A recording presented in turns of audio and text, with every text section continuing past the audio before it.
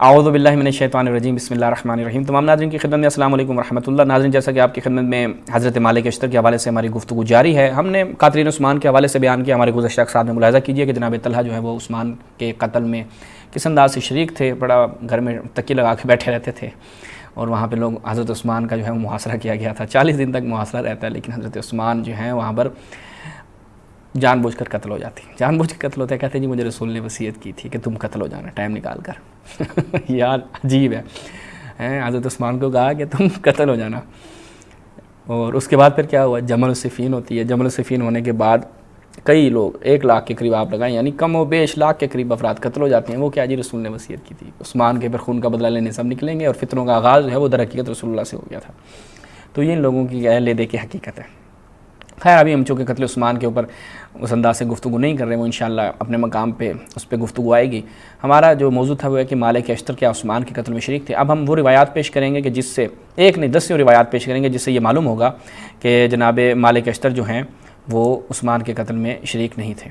حتیٰ یہ روایت ہے، یہ فتح الباری شرح صحیح بخاری الجزء الثالث، ہم یہ پوری روایت بھی دکھائیں گے، لیکن ہم آپ کو یہاں سے فقط سند دکھا رہے ہیں۔ اخرج الطبری بسند صحیح عن علقمہ قال قلت للاشتر قد كنت قارها لقتل عثمان فكيف قاتلت يوم الجمل، کہ تو عثمان کے قتل سے کراہت رکھتا تھا، پر یہ کیسے تم جمل کے دن جو ہے وہ جنگ لڑ رہے ہو۔ کہ هؤلاء بايعوا علي، یعنی تلازو ان لوگوں نے علی کی بیعت کی، ثم ناقضوا عهده، پھر انہوں نے بیعت توڑ دی۔ وكان الزبير هو الذي حرك عائشة على الخروج، اور زبیر جو تھا وہ عائشہ کو تحریک کرنے والا تھا کہ وہ نکلیں۔ ٹھیک ہے، اب ہم یہ آپ نے سند صحیح کے ساتھ دیکھ لیا کہ پتہ چلا کہ عثمان کراہت کرنے والا تھا۔ اچھا، اب ہم آپ کو اس حوالے سے مزید یہ ملاحظہ کریں۔ کہتے ہیں کہ جناب مالک اشتر جو ہیں وہ کراہت کرتے تھے، یہ ملاحظہ کریں۔ مصنف نے ابی شیبہ، ہم ان کے اپنے ترجمے سے بھی دکھاتے ہیں۔ ٹھیک ہے، یہاں پر اگرچہ یہ سند اور ہے، لیکن وہاں پہ سند اور تھی جس کو اس نے صحیح کہا۔ علقمہ سے منقول ہے، کہتے ہیں میں نے مشتر سے کہا آپ تو یوم دار، یعنی مالک اشتر کی بات ہو رہی ہے نا، اوپر سے دیکھیں، ان علقمہ قال قلت للاشتر، آپ تو یوم دار حضرت کے گھر کے محاصرے کا دن کو ناپسند کرتے تھے، یہ کہتے ہیں مالک اشتر قاتل تھا۔ پھر آپ نے کیسے اپنی رائے سے رجوع کیا، تو اس نے کہا اللہ کی قسم میں یوم دار کو ناپسند کرتا تھا، اور میں ام حبیبہ ابو سفیان کو لایا تھا تاکہ میں ان کو حضرت عثمان کے گھر لے جاؤں اور حضرت عثمان کو ہودج میں نکال لوں۔ حضرت مالک اشتر یہ چاہتے تھے کہ عثمان کو وہاں سے نکال لائیں، مگر انہوں نے مجھے اندر جانے سے روک دیا اور کہا ہمارا اشتر سے کیا واسطہ۔ لیکن میں نے طلحہ زبیر کچھ لوگوں کو دیکھا کہ انہوں نے حضرت علی کے ہاتھ پر بغیر کسی اکراہ کے بیعت کی اور پھر اس بیعت کو توڑ ڈالا۔ علقمہ کہتے ہیں میں نے کہا کہ ابن زبیر یہ کہنے والے تھے کہ مجھے اور مالک کو قتل کر دو، تو اس نے جواب دیا نہیں، اللہ کی قسم میں نے ابن زبیر سے تلوار نہیں ہٹائی، اس حال میں کہ اندر روح کو دیکھ رہا تھا، یعنی زندگی کی رمق دیکھتا رہا، کیونکہ مجھے ان پر غصہ تھا اس بات پر کہ انہوں نے ام المؤمنین کو وقت نہ دی تھی، یہاں تک کہ میں ام المؤمنین کو واپس لے گیا۔ ابن زبیر پہ بھی اس چیز کا غصہ تھا۔ پس جب میرا ان سے لڑائی میں سامنا ہوا تو میں نے اپنے بازوں کی قوت پر اکتفا نہیں کیا، بلکہ میں نے دونوں رکابوں میں کھڑے ہو کر قوت کے ساتھ ان کے سر میں تلوار ماری، پس میں نے اس کو قتل ہوتے ہوئے دیکھ لیا، لیکن مجھے اور مالک کو قتل کر دو، یعنی یہ الفاظ دے رہے تھے۔ ٹھیک ہے، اب دیکھیے گا یہی روایت جو ہے نا، یہ ملاحظہ کریں، المصنف لابن ابی شیبہ یہاں پر اسی روایت کو بیان کرتے ہیں۔ البتہ سند میں نے آپ کو عرض کیا جو تبریک کی ہے وہ صحیح ہے، البتہ لیکن اس کی تائید میں بطور شاہد جو ہے وہ یہ روایت، اگرچہ اس میں کچھ کیلو کال کیا جاتا ہے، لیکن ان کے اپنے محدثین نے اس کو کیا کہا ہے، صحیح، یہ روایت کیا ہے، صحیح ہے۔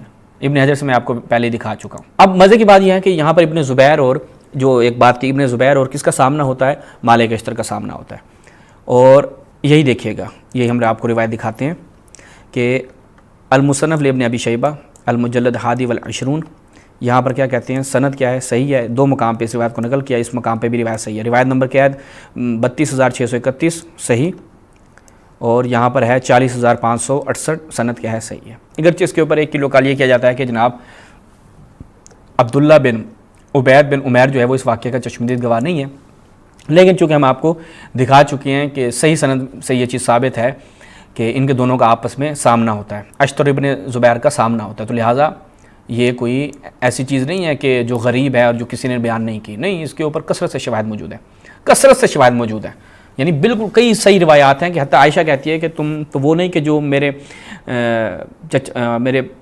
بھانجے کو قتل کرنا چاہتے تھے۔ اشتر ابن زبیر کا سامنا ہوتا ہے اور وہ ایک دوسرے کو مارتے ہیں۔ اس کے بعد کیا ہوتا ہے، کہتے ہیں کہ جب پتہ چلتا ہے لولا قرابتک من رسول اللہ ما ترکت منک عضوا مع صاحبہ، کہ میں اگر تمہاری رسول سے قرابت نہ ہوتی، ٹھیک ہے، تو میں تمہارا ایک عضو بھی سالم نہ رہنے دیتا۔ کہا کہ عائشہ کو اس چیز کا پتہ چلا، تو اس عائشہ نے کیا کیا، عائشہ نے اس کے پاس 10,000 دینار جو ہیں وہ بھجوائے۔ کس کے پاس؟ مالک اشتر کے پاس۔ اب مجھے بتائیں، مالک اشتر اگر عثمان کا قاتل تھا تو عائشہ کہہ دیتی نا وہ تو قاتلین عثمان میں سے ہے، اس کو کیا ہدیہ گفٹ کرنا۔ تو یہ روایت ہو گئی۔ اچھا، اس کے بعد خود ان کے اپنے علماء نے بھی اس چیز کا اعتراف کیا، میں یہ بھی دکھا دیتا ہوں، یہ ملاحظہ کریں۔ شہادت عثمان ابن عفان، غلام مصطفیٰ ظہیر، امن پوری۔ امیر المومنین فلاں فلاں، محمد بن ابی بکر صدیق کا سیدنا عثمان کی داڑھی کو پکڑنا یا آپ کے قتل میں شریک ہونا ثابت نہیں۔ اسی طرح جہجہ بن قیس غفاری کا آپ کو ممبر سے نیچے اتارنا اور لاٹھی آپ کے گھٹنے پر مارنا ثابت نہیں۔ مالک بن حارث اشتر کا سید عثمان کی شہادت میں کوئی ہاتھ نہیں۔ ان چیزوں نے یعنی اعتراف کیا ان کے اہل حدیث۔ اب یہ شیخ الحدیث ہے کون ہے؟ غلام مصطفیٰ ظہیر امن پوری۔ یہ ان لوگوں کو زیادہ چنونے کاٹتے ہیں۔ اچھا، اب یہ نقطہ یہاں سے ہو گیا۔ اس کے بعد ہم آپ کی خدمت میں رکھتے ہیں، یہ ملاحظہ کریں، ایک روایت اور اس کے اوپر دیگر شواہد بھی ہیں۔ المستدرک علی الصحیحین، اس کی سند کو میں آپ کو عرض کروں گا۔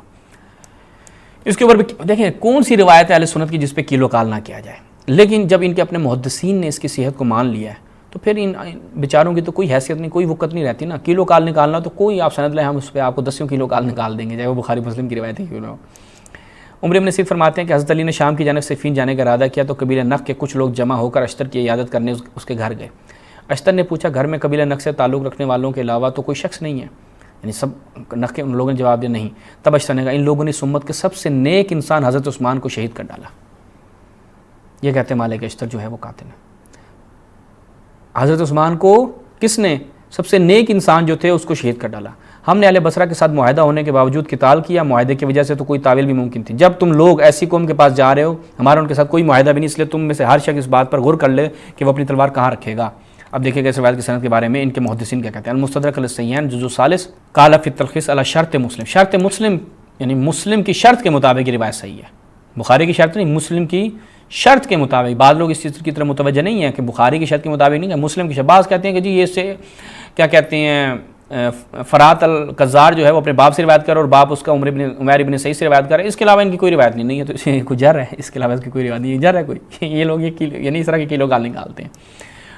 زابی صاحب کو پتہ تھا نہیں پتہ تھا، اس کے علاوہ اس کی کوئی جر نہیں ہے، پتہ تھا نا، اس نے لکھ دیا صحیح ہے۔ اس کے بعد دیکھیں المستدرک علی الصحیحین، یہاں پر محمد کامل کیا کہتے ہیں؟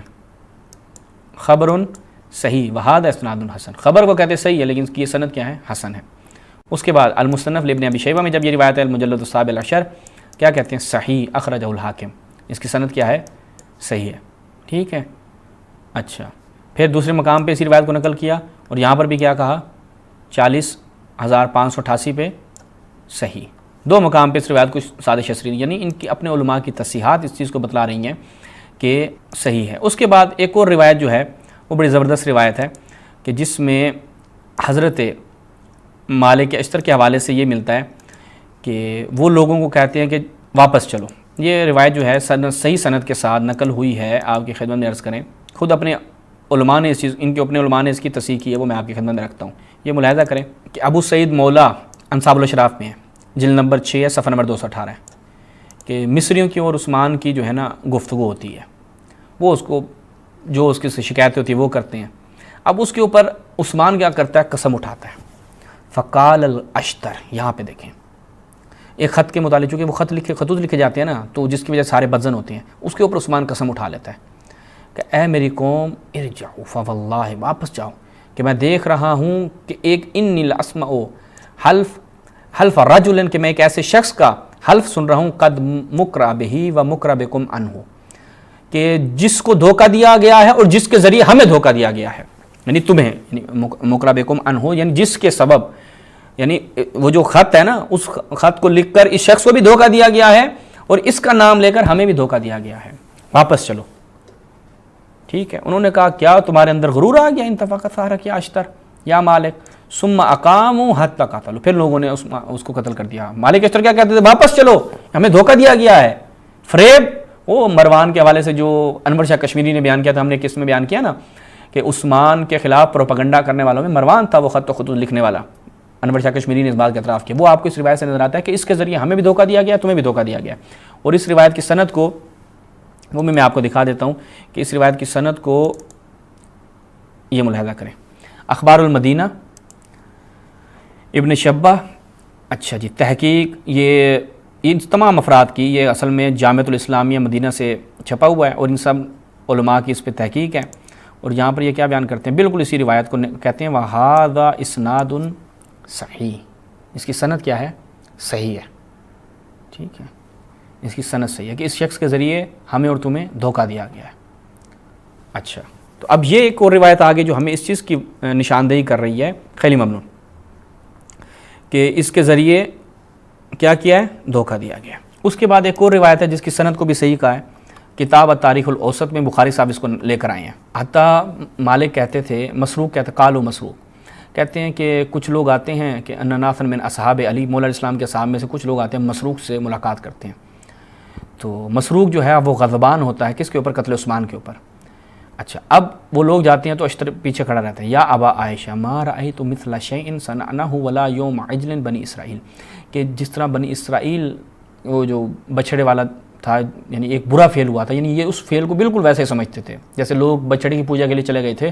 کہا کہ حضرت مالک اشتر کہتے ہیں کہ میں نے نہیں دیکھا جو یہ ہم نے کیا، ہم نے سے مراد یعنی یہ جو ان لوگوں نے کیا، جس طرح پچھلی روایت میں دکھا چکا ہوں نا کہ حضرت مالک اشتر نے کہا چلو واپس، وہ نہیں گئے، اور ان لوگوں نے حضرت مالک اشتر کہتے ہیں کہ چلو میں ایک ایسے شخص کی قسم دیکھ رہا ہوں کہ جس کے ذریعے ہمیں دھوکہ دیا گیا ہے، کہتے ہیں وہ لوگ نہیں گئے، مالک اشتر کو برا بلا کہا اور یہاں تک کہ عثمان کو قتل کر دیا۔ اور اس روایت سے جس کی سند بھی صحیح ہے، وہ میں آگے ان کے علماء سے بھی حکم دکھاتا ہوں، وہ کہتے ہیں کہ حضرت مالک اشتر اس کو عثمان کے قتل کو کس سے تشبیہ دے رہے ہیں، بنی اسرائیل کے ساتھ جو وہ بچھڑے والا کام ہوا تھا۔ یہ ملاحظہ کریں اخبار المدینہ، یہاں پر بالکل اس روایت کے بارے میں کہتے ہیں وَأَمَّا إِسْنَادُ البخاری فَصَحِيحٌ، بخاری کی جو سند ہے وہ صحیح ہے، وہ اس روایت کو نقل کرتے ہیں 4 نمبر پہ، ٹھیک ہے، کہ رواہ البخاری فی الاوسط، ٹھیک ہے، اس میں یہ نقل کرتے ہیں، ٹھیک ہے، اور یہ وہی روایت ہے۔ تو پتہ چلا کہ ایک اور صحیح روایت سے ہم نے ثابت کیا کہ مالک اشتر جو ہیں وہ اس کو عثمان کے قتل کو درست نہیں سمجھتے تھے، اور یہ بھی بتایا کہ عثمان بہترین تھا جسے قتل کر دیا گیا۔ پھر پہلی روایت سے دکھایا کہ عائشہ نے اس کو مال دیا، پھر ایک اور روایت سے دکھایا کہ جس میں یہ تھا کہ مالک اشتر جو ہے وہ خود اس کو کس سے تشبیہ دے رہی ہیں، بنی اسرائیل میں جو وہ واقعہ ہوا تھا اس سے تشبیہ دے رہے ہیں، اور ان کے اپنے علماء سے بھی آپ کو دکھا دیا کہ مالک اشتر جو ہیں وہ عثمان کے قتل میں ان کا کوئی ہاتھ نہیں تھا۔ تو میرے خیال میں اس کے بعد کسی قسم کی کوئی گنجائش نہیں بچتی کہ اگر کوئی شخص یہ کہتا ہے کہ جناب مالک اشتر جو ہے عثمان کے قتل میں شریک تھے فلاں فلاں، انشاءاللہ اگلی قسط میں ہم وہ روایات کہ جو مالک اشتر کے حوالے سے بیان کی جاتی ہیں، جیسے وہ جناب صفیہ والی روایت ہو گئی، یا اس کے علاوہ 1-2 اور روایات ہیں، اس کے اوپر کلام کریں گے اور مالک اشتر کا چیپٹر کلوز ہو جائے گا، کہ جس سے یہ چیز واضح ہو جائے گی کہ ان روایات کی کوئی حیثیت اور کوئی ویلیو نہیں ہے اس قدر جو روایات پائی جاتی ہیں جناب مالک اشتر کے حوالے سے۔ حتیٰ ایک اور روایت ہے، وہ اگر میں آپ کی خدمت میں عرض کروں کہ حضرت مالک اشتر نے کیا کیا، ان کے لیے حضرت عائشہ جب جنگ ہو گئی، تبری کی روایت ہے، سند بھی اس کی صحیح ہے، جب جنگ ہو جاتی ہے تو اس کے بعد دیکھتے ہیں کہ لوگ جو ہیں وہ حضرت عائشہ کا جو اونٹ ہوتا ہے وہ زخمی ہو جاتا ہے، پھر یہ ایک اونٹ کے لیے پیسے بھیجتے ہیں، کہا یہ اس کے بدلے میں ہے جو آپ کا اونٹ تھا نا، اس کے بدلے میں حضرت مالک اشتر پیسے بھیجتے ہیں۔ تو حضرت عائشہ نہیں لیتی، منع کر دیتی، کہتے تم نے میرے بھانجے کے ساتھ جو کیا ہے نا اس کے بعد میں تم سے قبول نہیں کروں گی، ٹھیک ہے۔ اسی طرح حضرت عمار یاسر سے بھی ناراضیاں، تو حضرت عمار یاسر کا سلام کا جواب بھی نہیں دیتی تھیں۔